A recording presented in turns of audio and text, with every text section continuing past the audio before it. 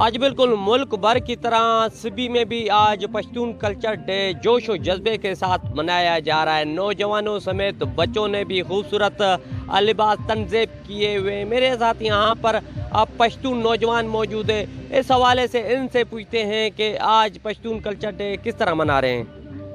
شکریہ۔ جس طرح آپ کو معلوم ہے کہ آج 23 ستمبر پوری دنیا میں پشتون کلچر ڈے منایا جا رہا ہے۔ اس کی بنیادی کس طرح ہوا؟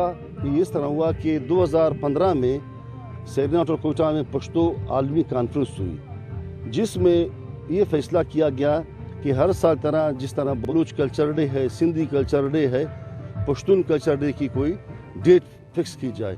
تو متفقات افغانستان، فرانس، جرمنی اور مختلف ممالک سے آئے ہوئے دانشور ادیبوں، پشتو شاعروں نے یہ فیصلہ کیا، سیاسی پارٹیوں نے، کہ 23 ستمبر کو ہر سال کی طرح ہم پشتون کلچر ڈے مناتے ہیں۔ آج کلچر ڈے منانے کا مقصد کیا ہوتا ہے؟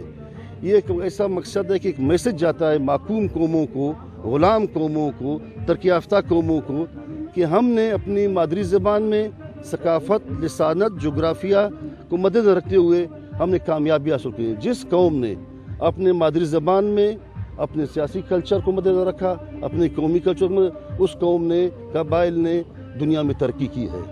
ہاں جی بالکل، یہاں پر آپ نے ان کی باتیں سنی۔ میرے ساتھ یہاں پر ایک اور پشتون نوجوان موجود ہے، اس حوالے سے ان سے پوچھتے ہیں یہ کیا کہتے ہیں، کہیے گا۔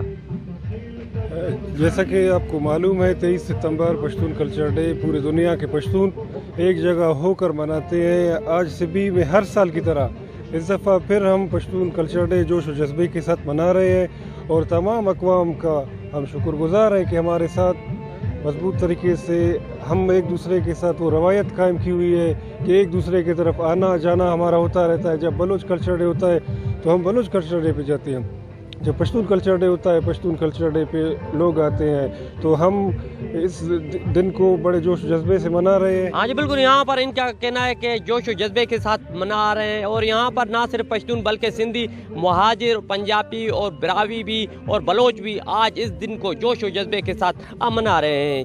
جی